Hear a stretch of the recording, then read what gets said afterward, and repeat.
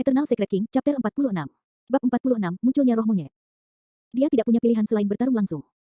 Dalam sepersekian detik, Su Zimo mengedarkan body putrification. Seluruh otot tubuhnya menegang, tendon besar berdenyut dan dia melepaskan kekuatannya secara maksimal. Memegang pedang di satu tangan, dia dengan cepat menggambar busur di depannya. Ada banyak kilatan bayangan pedang dan cahaya sedingin es. Dentang, dentang, dentang. Senjata roh terus berbenturan dalam bayang-bayang pedang di depan Su Zimo. Suara senjata yang saling berbenturan satu sama lain bisa terdengar. Percikan terbang di mana-mana. Langkah Su Zimo kikuk dan dia terus mundur. Ada rasa manis di tenggorokannya saat dia menahan genangan darah di mulutnya, menolak untuk memuntahkannya. Su Zimo mengertakkan gigi dan bertahan. Begitu dia melepaskan nafas ini, dia akan langsung kehilangan nyawanya.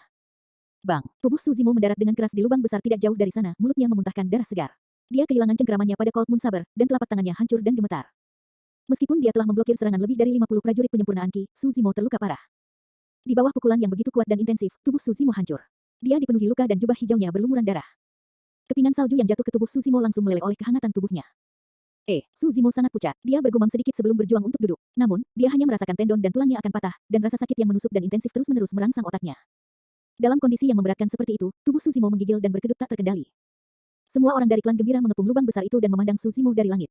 Mata mereka penuh kegembiraan, bercampur dengan rasa takut dan keberatan. Akhirnya, orang ini akan mati. Setiap orang benar-benar merasa terbebas dari beban yang sangat besar. Jika mereka melanjutkan pengejaran dan orang ini bersembunyi di gua lain, semua orang termasuk Penatua Qian tidak berani menjamin bahwa mereka akan cukup berani untuk memasukinya. Trio Penatua Qian telah berada di dunia kultivasi selama lebih dari 10 tahun dan telah melalui banyak pertempuran hidup dan mati dengan para kultivator. Namun, mereka belum pernah bertemu seseorang yang begitu sulit untuk dihadapi.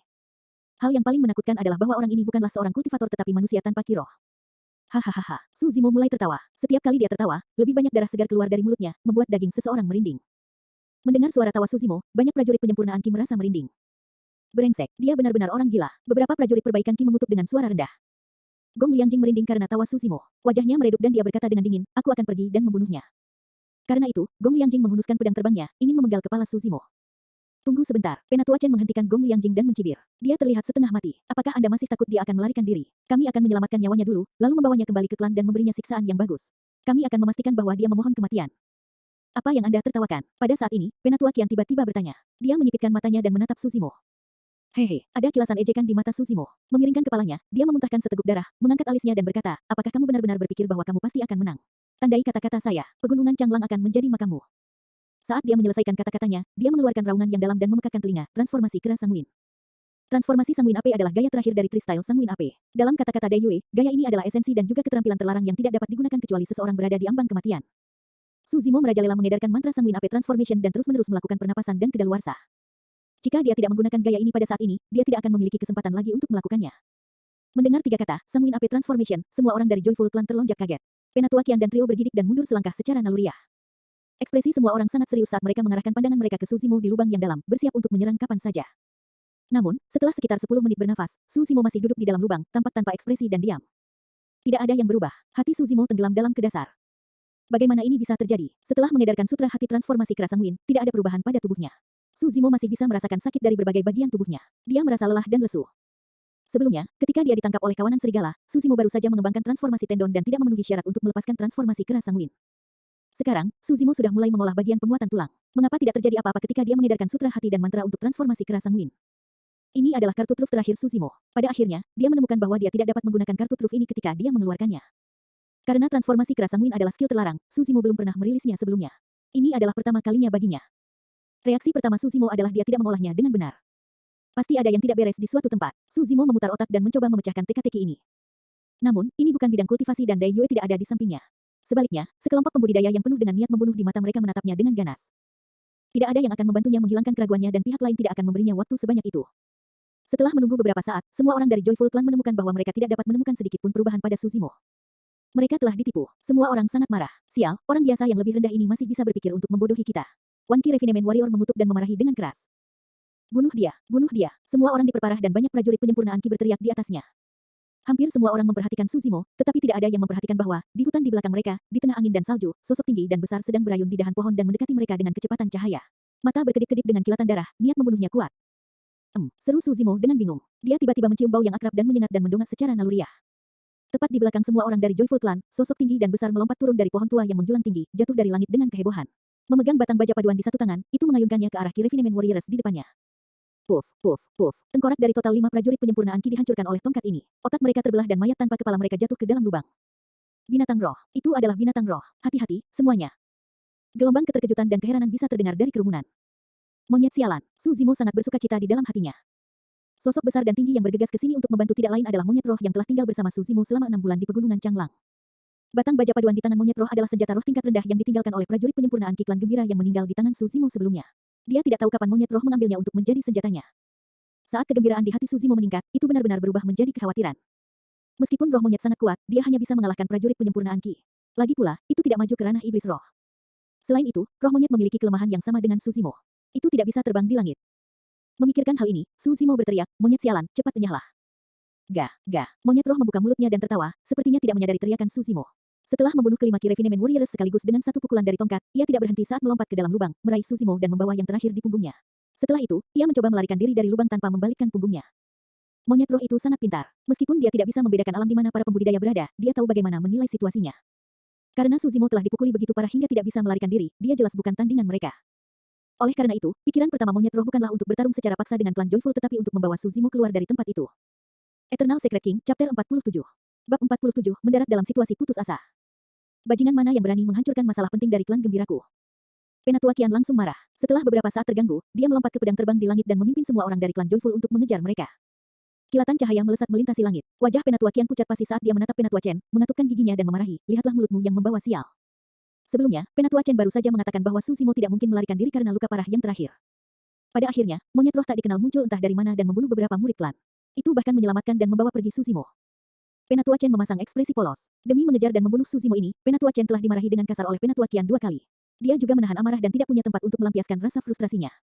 Penatua Chen memandangi monyet roh yang berlari jauh ke depan. Matanya dipenuhi dengan kebencian dan kedengkian. Dia berkata dengan dingin, kecepatan bajingan ini tidak cepat. Itu tidak bisa berjalan terlalu lama. Mirip dengan apa yang terjadi 6 bulan lalu ketika Su Zimo dikelilingi oleh kawanan serigala, pada saat dia menghadapi bahaya kritis, roh monyetlah yang membela dia dan menyelamatkannya dari pintu neraka. Namun, situasi kali ini berbeda dengan 6 tahun lalu. Monyet roh pandai mendaki bukit dan mahir memanjat batu. Itu juga bisa melompat dan berayun dengan sangat mudah di hutan. Namun, kecepatan bukanlah keahliannya. Selanjutnya, roh monyet sedang menggendong seseorang di punggungnya. Su Zimo memanfaatkan faktor lingkungan, medan, dan eksternal untuk menyebabkan klan gembira menderita banyak korban. Namun, faktor-faktor ini juga membuat monyet roh sangat sulit untuk menjauh dari pandangan klan Joyful. Faktor eksternal ini adalah pedang bermata dua. Itu bisa menguntungkan diri sendiri dan musuh. Itu adalah awal musim dingin dan salju tebal turun. Meskipun pohon-pohon layu masih ada, mereka mandul. Tanpa hutan hijau yang subur dan kamuflase cabang dan dedaunan yang lebat, jejak yang ditinggalkan oleh pelarian monyet roh dapat dilihat dengan satu pandangan. Su Zimo merasa lesu di sekujur tubuhnya. Dia bersandar di punggung monyet roh dan mendengarkan angin menderu-deru di telinganya. Hatinya penuh dengan kesedihan dan kesengsaraan saat dia berkata dengan suara rendah, monyet sialan, kita tidak bisa melarikan diri. Turunkan aku dan pergi sendiri. Monyet roh tidak mengeluarkan suara. Aliran kabut melonjak keluar dari lubang hidungnya, ia melesat ke depan terus-menerus, berkeringat deras. Jelas, itu sudah menggunakan semua kekuatannya dan menghabiskan banyak energi. Suara pakaian yang berkibar di udara semakin dekat dan dekat. Kecepatan penerbangan pedang kinesis prajurit penyempitan Ki jelas jauh lebih cepat daripada kecepatan monyet roh. Su Zimo menghela nafas dengan lembut, monyet, orang-orang ini hanya ingin membunuhku. Turunkan saya dan Anda masih memiliki harapan untuk melarikan diri. Kalau tidak, jika kita terus seperti ini, mereka akan menyusul kita dalam waktu kurang dari 15 menit. Kita berdua akan mati di sini. Monyet roh terus menjaga ibu. Ekspresinya keras kepala dan tatapannya tajam. Dia dengan keras kepala berlari ke depan. Su Zimo mengatupkan giginya dan meninju bahu monyet roh itu dengan keras. Dia berkata dengan keras, tinggalkan aku sendiri dan hanya satu dari kita yang akan mati. Jika kau membawaku, kita berdua akan mati. Ini logika yang sangat sederhana. Kenapa kamu tidak bisa mengerti? Mengapa kamu tidak bisa mengerti? Sialan monyet, bukankah kamu sangat pintar dan cerdas? Anda telah menjadi bodoh. Cepat enyahlah. Mengaum, mengaum. Mata monyet roh memerah. Tiba-tiba meraung keras, mengguncang langit dan bumi. Setelah tumbukan, kepingan salju di pohon-pohon tua di sekitarnya berjatuhan satu demi satu. Kelompok Joyful Clan yang mengikuti di belakang terkejut mendengar raungan tiba-tiba dari roh monyet. Takut, kehebohan, atau keputusasaan, mereka tidak tahu. Namun, Su Zimo mengerti. Milikmu benar-benar ingin melakukannya. Itu bukan urusanmu. Ini adalah tanggapan monyet roh kepadanya. Monyet roh itu tidak bodoh. Sejak saat menyelamatkan Su Zimo, ia sudah tahu bahwa mereka mungkin akan mati di sini. Namun, roh monyet masih menyelamatkannya. 6 bulan lalu, roh monyet menyelamatkan Su Zimo karena permusuhannya dengan klan serigala. 6 bulan kemudian, roh monyet menyelamatkan Su Zimo karena melihat dia sebagai temannya, seorang teman yang dapat berbagi suka dan duka dengannya dan hidup dan mati bersama. Ini adalah chemistry antara manusia dan monyet. Ada telepati tanpa perlu berkomunikasi dengan kata-kata. Su Zimo terdiam beberapa saat. Dia kemudian tertawa. Hahaha. Su Zimo tertawa terbahak-bahak. Kelompok Joyful Clan tampak bingung. Mereka tidak mengerti mengapa Su Zimo masih bisa tertawa, dan dengan cara yang begitu hangat dan bahagia. Hati mereka sudah mati rasa dan mereka tidak bisa memahami persahabatan antara Su Zimo dan roh monyet. Di mata semua orang, monyet roh pada dasarnya adalah binatang buas yang belum mencapai kecerdasan roh, dan Su Zimo adalah seorang pria yang berjuang di ranjang kematiannya. Namun, semakin Su Zimo tertawa bahagia, semakin mereka merasa marah. Menyerang, Penatua Qian memberi perintah. Banyak pedang terbang merobek angin dan salju dan berlari ke arah mereka, memenuhi udara. Dengan sedikit usaha dan jarak antara kedua pihak sudah sangat dekat, mereka sudah berada dalam lingkup serangan geografis kelompok Joyful Clan. Monyet roh berlari ke kiri dan mengayun ke kanan. Membengkokkan tubuhnya pada satu titik dan melompat ke titik lain, dia menghindari serangan dengan sekuat tenaga. Puff, kilatan darah muncul. Monyet roh itu gemetar sebentar dan terhuyung-huyung. Setelah itu, ia menegakkan punggungnya dan terus berlari, berpura-pura tidak terjadi apa-apa. Suzimo melihat ke bawah dan melihat paha monyet roh itu telah ditusuk oleh pedang terbang. Itu mengeluarkan banyak darah tanpa henti. Jejak berdarah yang mencolok dan merah tertinggal di salju di belakangnya. Hati Suzimo sakit. Dia dapat dengan jelas merasakan bahwa, sebelumnya, pedang ini mengarah ke tengah punggungnya. Namun, pada jam ke-11, roh kera itu tiba-tiba melompat. Monyet roh memperhatikan kekhawatiran Suzimo. Itu mengiringkan kepalanya dan tersenyum. Kelihatannya agak konyol, sepertinya ingin membuat Suzimo merasa yakin. Pandangan Suzimo berangsur-angsur menjadi buram. Dia tidak yakin apakah itu karena badai salju terlalu kuat atau alasan lain. Kecepatan roh monyet jelas melambat. Langkahnya juga tidak secepat dan selincah sebelumnya. Itu pincang, terlihat sedikit tidak terawat dan menyedihkan.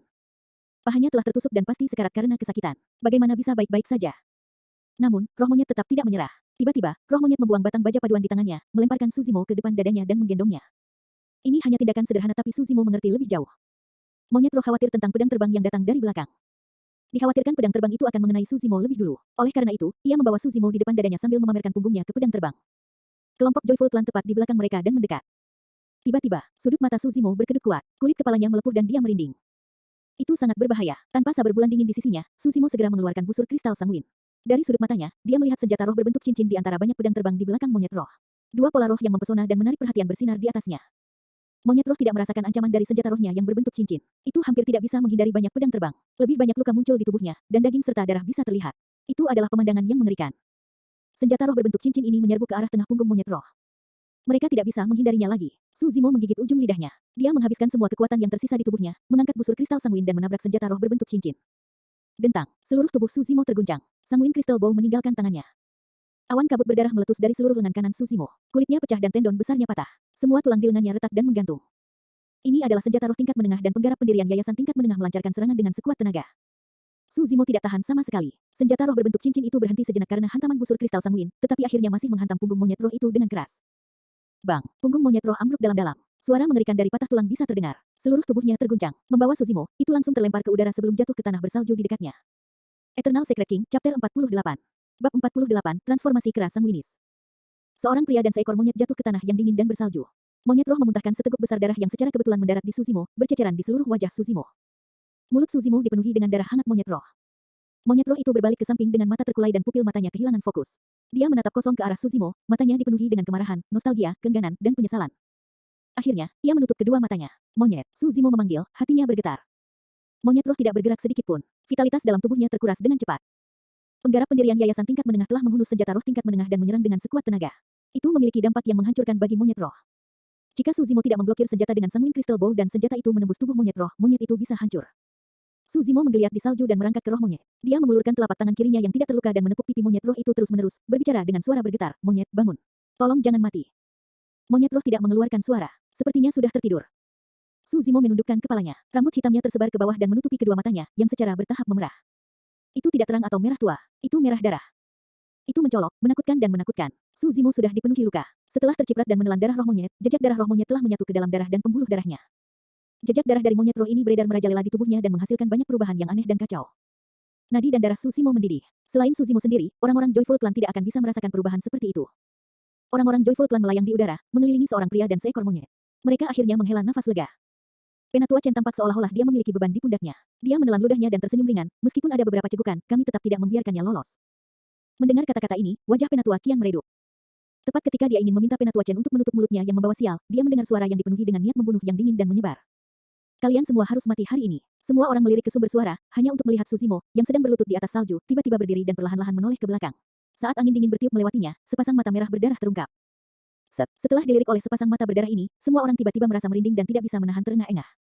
Sanguin, kera, transformasi. Saat dia menyelesaikan kata-katanya, energi dalam darah dan pembuluh darah tubuh Suzimo melonjak tak terkendali.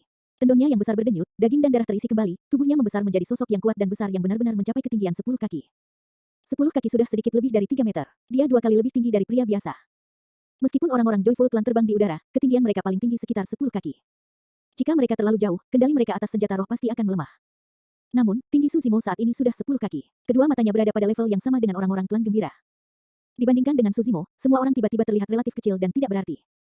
Ini, monster apa ini? Beberapa prajurit pemurnian Ki sangat ketakutan sehingga mereka memutih seperti selembar kertas. Suara mereka bergetar. Raksasa, salah. Penampilan ini bukan milik klan manusia. Transformasi Sanguine Ape Transformation tidak terbatas pada sosok dan tinggi badan. Bahkan penampilan Su Zimo pun mengalami perubahan drastis. Dia tampak ganas dan menakutkan, dan memiliki kemiripan dengan monyet roh yang tergeletak di tanah. Kera raksasa, otot-otot di tubuh Su Zimo diikat menjadi satu seperti selubung logam. Mereka berkelap-kelip dengan kilau metalik dan dipenuhi dengan kekuatan eksplosif. Sepasang mata berdarah itu memancarkan niat membunuh yang tak ada habisnya. Angin dan salju tampaknya telah memadat di setiap sudut dan lekukan yang tersapu oleh tatapan berdarah itu. Membunuh. Su Zimo mengeluarkan raungan yang dalam dan geram. Dia melangkah maju, mengulurkan tangan kirinya, membuka tangannya dan hanya meraih Gong Liangjing yang berada di udara. Su Zimo sangat membenci ketiga penggarap pendirian yayasan dari klan gembira ini. Jika bukan karena mereka, monyet roh tidak akan terluka, dan hidup atau matinya tidak diketahui. Reaksi Gong Liangjing sedikit lebih lambat. Dia baru saja ingin membalikkan pedang terbangnya dan berlari lebih tinggi ke langit. Namun, dia tiba-tiba pingsan karena telapak tangan Su Zimo telah menyelimuti dan mencengkeramnya. Su Zimo meremas dengan keras. Puff, kabut darah memenuhi udara. Gong Liangjing yang berada di tahap awal yayasan pendirian realem dihancurkan oleh Su Zimo. Pada saat ini, Tetua Qian dan Tetua Chen baru saja terbang setinggi 20 kaki. Ketika mereka melihat ke belakang secara naluriah, mata mereka bertemu dengan pemandangan yang mengerikan dan berdarah ini. Mereka tidak bisa menahan diri untuk tidak menggigil karena kaget dan ketakutan di hati mereka. Tidak heran jika tubuh Su Zimo ini sangat menakutkan. Itu karena dia bukan manusia tapi iblis. Dia adalah makhluk roh. Tetua Qian berkata dengan dingin. Dia masih bisa merasakan ketakutan di hatinya. Haruskah kita melaporkan ini ke klan terlebih dahulu dan mendapatkan lebih banyak bala bantuan untuk datang ke sini? Penatua Chen juga merasa sedikit takut. Penatua Qian melambaikan tangannya dan berkata, kita tidak perlu khawatir. Su Zimo ini pasti menggunakan beberapa teknik iblis untuk merangsang potensi tubuhnya. Dia tidak bisa bertahan terlalu lama. Saat dia menyelesaikan kata-katanya, Tetua Qian melihat sesuatu dari sudut matanya dan ketakutan setengah mati. Dia bahkan tidak punya waktu untuk memanggil Penatua Chen saat dia mulai melarikan diri ke satu sisi. Bang! Kedua kaki Su Zimo menginjak tanah dengan berat. Kakinya ditekuk sedikit dan kemudian melompat ke udara. Awalnya, tidak ada yang perlu dikhawatirkan tentang lompatan. Namun, lompatan Su Zimo sebenarnya mencapai ketinggian 10 kaki. Seberapa kuat tubuh harus mengeluarkan kekuatan yang begitu menakutkan? Penatua Chen mendengar suara memekakkan telinga. Sedikit terganggu, dia merasakan penglihatannya meredup dan dia melihat ke atas secara naluriah. Tanpa sadar, Su Zimo sudah muncul di atas kepalanya. Jejak kaki yang sangat besar mendarat dan diinjak-injak dengan kekuatan yang mampu menghancurkan segalanya. Bang! Jejak itu mendarat di atas kepala Penatua Chen. Cimat perlindungan bersinar terang dan bergetar kuat. Garis retakan muncul di permukaannya. Cimat perlindungan ini telah dirilis untuk waktu yang lama. Oleh karena itu, hanya ada sedikit kiroh yang tersisa di sana. Karena dampak kekuatan keras Su Zimo, itu langsung diambang kehancuran dan bisa hancur berkeping-keping kapan saja. Setelah jimat perlindungan kehilangan efeknya, Penatua Chen tidak akan berbeda dengan prajurit penyempurnaan ki lainnya di depan Su Zimo. Penatua Chen menjadi pucat karena ketakutan. Saat dia ingin melarikan diri dari tempat dengan pedang terbang, Soul lain segera diinjak-injak. Hampir tidak ada jeda di antaranya. Kali ini, itu bahkan lebih ganas, kuat, dan bertenaga. Menginjak-injak kuda ilahi. Dengan setiap langkah berturut-turut, kekuatannya akan meningkat dan menjadi lebih kuat. Patah. Jimat perlindungan hancur. Langkah lain datang. Puff. Penatua Chen langsung diinjak-injak sampai mati oleh Su Zimo dan digiling menjadi daging cincang. Dalam sekejap mata, 2 dari 3 tetua Joyful Clan yang tersisa telah meninggal. Hanya penatua pendirian yayasan tahap menengah yang tersisa. Tetua Qian tahu bahwa Su Zimo pasti akan mengincarnya selanjutnya. Swoosh. Penatua Qian mengendalikan pedang terbang dan terus naik di udara, ingin menjauhkan diri dari Su Zimo sebanyak mungkin. Tidak peduli seberapa kuat Su Zimo atau betapa menakjubkannya kekuatan yang dia keluarkan, dia tidak bisa terbang, dan itulah kelemahannya. 30 kaki, 40 kaki. Dalam sekejap mata, Penatua Qian telah naik setinggi 50 kaki. Hanya sampai sekarang ekspresi Penatua Qian berangsur-angsur mereda. Setelah tenang, dia menoleh ke belakang. Tetua Qian tertegun. Dia berseru dengan bingung, di mana dia? Su Zimo benar-benar menghilang dari medan perang. Bagaimana itu mungkin? Dia tidak mungkin melarikan diri dari tempat itu dalam waktu sesingkat itu. Pada saat ini, beberapa prajurit pemurnian Qi tidak jauh menunjuk ke depan Penatua Qian dengan keterkejutan dan ketakutan tertulis di wajah mereka. Mereka sepertinya telah menyaksikan pemandangan yang menakutkan. Eternal Secret King, Chapter 49. Bab 49, Makam. Swoosh. Suara kepingan salju yang jatuh terdengar dari belakang Penatua Qian. Tetua Qian tercengang dan dia menoleh ke belakang secara naluriah. Di belakangnya ada pohon tinggi dan tua. Itu kokoh dan lurus, dengan ketinggian sekitar 70 hingga 80 kaki. Menggunakan kedua tangan dan kakinya, Su Zimo memanjat pohon seperti kera raksasa dengan sangat mudah. Dia sudah mencapai ketinggian 50 kaki. Penatua Qian melakukan perjalanan melalui udara sementara Su Zimo mengandalkan pohon tua untuk memanjat. Namun, tidak ada banyak perbedaan dalam kecepatan mereka. Mengandalkan energi darah dan pembuluh darah, Sanguine Ape Transformation tidak hanya dapat meningkatkan kekuatan tubuh Su Zimo dalam waktu singkat, tetapi juga menyebabkan transformasi besar pada kelincahan, koordinasi, dan fleksibilitas tubuhnya. Kecepatannya meningkat secara eksponensial. Saat Penatua Qian menoleh ke belakang, Su Zimo telah terpental dari pohon tua. Kilau berdarah di matanya semakin intensif dan aura pembunuh menjulang tinggi. Dia mengulurkan telapak tangannya yang besar, hampir menelan Tetua Qian. Telapak tangan Su Zimo terlihat lembut dan lemah seperti lidah. Dia dengan lembut membungkusnya di tubuh Penatua Qian tetapi mengeluarkan kekuatan memutar dan menghancurkan seseorang. Itu sangat kejam dan biadab. Tubuh Penatua Qian bergetar hebat. Cimat perlindungan hancur di tempat. Pergi. Ekspresi Penatua Qian sangat berubah. Menginjak pedang terbang, dia mencoba yang terbaik untuk menyeimbangkan tubuhnya. Dalam kepanikan dan kekacauan, dia dengan cepat menghunus senjata roh berbentuk cincin di tangannya dan menghancurkannya ke arah dada Su Zimo. Kedua pihak itu sangat dekat satu sama lain. Tubuh Su Zimo melayang di udara dan dia tidak punya tempat untuk bersandar. Menghadapi senjata roh berbentuk cincin yang mendekat, dia harus jatuh terlentang dengan wajah menghadap ke langit untuk menghindari serangan itu. Tapi jika itu terjadi, Su Zimo juga akan jatuh dari langit. Mata berdarah Suzimo dipenuhi dengan kekejaman. Menghadapi senjata roh berbentuk cincin, dia tidak mundur atau mengelak. Telapak tangannya berubah menjadi kepalan tangan. Menggunakan kepalan tangan sebagai segel, lengan kirinya membuat busur raksasa di udara. Ledakan, segel raksasa mendarat. Mengikuti saber berlidah sapi adalah segel tinju keras sanguin. Suzimo lebih suka menerima serangan senjata roh tingkat menengah sehingga dia bisa membunuh Tetua Qian dengan telapak tangannya. Penatua Qian benar-benar panik. Dia bisa dengan jelas merasakan tekad Suzimo untuk binasa bersamanya. Saat senjata berbentuk cincin itu terlepas dari tangannya, Tetua Qian tidak berpikir dua kali untuk menepuk tas penyimpanan dan mengeluarkan jimat perlindungan baru. Dia segera merobeknya dengan sejumput jarinya. Wajah Penatua Qian mengungkapkan ekspresi sedih. Baginya, setiap jimat sangat berharga. Ini disediakan oleh Penatua Qian untuk menyelamatkan hidupnya. Itu bisa memblokir gelombang serangan dari penggarap pendirian yayasan. Tapi sekarang, dia benar-benar harus menyia-nyiakan dua jimat perlindungan secara berurutan saat mengejar manusia. Bang! Senjata roh berbentuk cincin itu langsung menabrak dada Suzimo, seolah-olah itu mengenai sesuatu yang kuat dan keras. Suara tulang retak bisa didengar. Dada Suzimo ambruk dalam-dalam, darah dan dagingnya tercabik-cabik. Jika Tetua Qian tidak terganggu oleh robeknya jimat perlindungan dan akibatnya, menyebabkan energi yang tidak cukup untuk memadatkan senjata roh, Suzimo akan mati seketika ketika dia melepaskan transformasi keras sanguin. Secara bersamaan, tinju Suzimo berubah menjadi segel raksasa dan menghantam bagian atas kepala Tetua Qian dengan keras. Bang! Tinju raksasa itu bertabrakan dengan perisai bercahaya yang dibentuk oleh protection talisman dan mengeluarkan suara yang memekakkan telinga. Gelombang udara menyembur dan mengubah kepingan salju yang jatuh di sekitarnya menjadi uap seketika. Aku memblokirnya. Penatua Qian tidak peduli tentang kegembiraan. Dia melarikan diri dari tempat itu dengan pedang terbangnya secepat mungkin. Di sisi lain, sosok Suzimo jatuh dari langit. Darah segar bercucuran dari mulutnya, tetapi pancaran pembunuh di matanya tidak berkurang.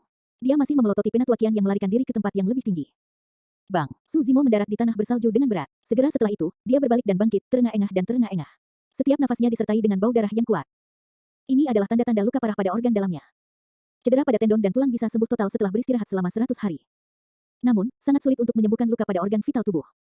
Selain itu, tidak ada yang lebih jelas dari Suzimo tentang kondisi tubuhnya sendiri. Pukulan Tetua Qian sebelumnya telah menghancurkan organ dalamnya.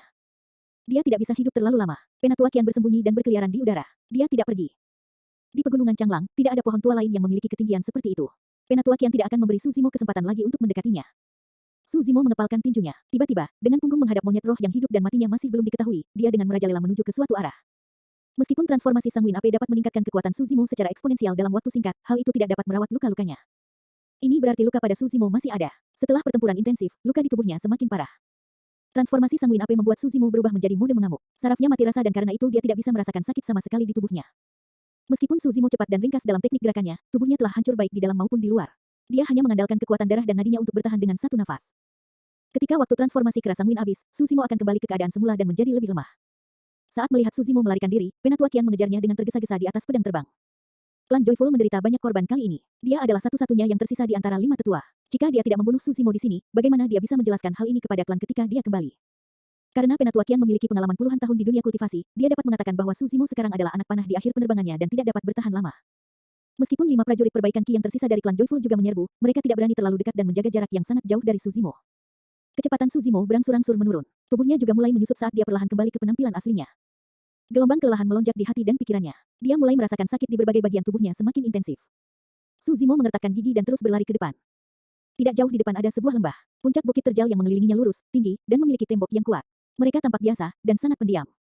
Suzimo datang ke tengah lembah dan menunjukkan sedikit senyuman.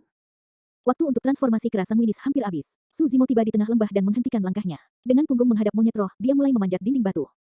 Dinding batu di sekitar lembah memiliki banyak pintu masuk gua. Itu gelap gulita dan tidak ada cahaya di dalamnya. Orang-orang Joyful Clan memandangi Suzimo yang penuh luka tapi masih tidak berani bergerak maju dengan santai. Mereka menyaksikan Suzimo naik ke gua tanpa ada gerakan lebih lanjut. Semua orang akhirnya tidak bisa bertahan lebih jauh. Mereka terbang dengan pedang terbang mereka dan tiba di puncak lembah. Saat melihat pintu masuk gua dengan berbagai ukuran di dinding batu di sekitarnya, Penatua Qian mengerutkan kening. Tiba-tiba, jejak kegelisahan melintas di hatinya. Pada saat itu, Suzimo tiba-tiba muncul di pintu masuk gua, memegang seekor burung raksasa berwarna ungu di tangannya. Dia memandang Penatua Qian dan mulai tertawa. Tawa itu sedikit menakutkan dan mengerikan. Itu membuat hati orang bergidik. Menembus, Suzimo menarik dengan kekuatannya dan mematahkan leher burung raksasa ungu ini. Darah segar mengalir dan bau darah yang unik memenuhi udara di salju dan angin. Kicauan, kicauan, kicauan, kicauan. Tiba-tiba, gelombang kicauan burung bergema dan bergema di lembah. Nada semakin tinggi dan suara semakin jelas. Keributan terdengar dari dalam gua dengan berbagai ukuran. Pada saat ini, suara Suzimo terdengar. Itu tenang dan hening tetapi membuat hati semua orang langsung tenggelam ke dasar. Aku telah mengatakan, pegunungan Changlang adalah makammu. Saat dia menyelesaikan kata-katanya, Suzimo membuang burung ungu raksasa di tangannya dan menggeliat ke dalam gua. Di dalam gua yang dikelilingi oleh lembah, sinar lampu ungu bersinar dalam kegelapan. Mata mereka yang hidup benar-benar memancarkan niat membunuh yang tak ada habisnya.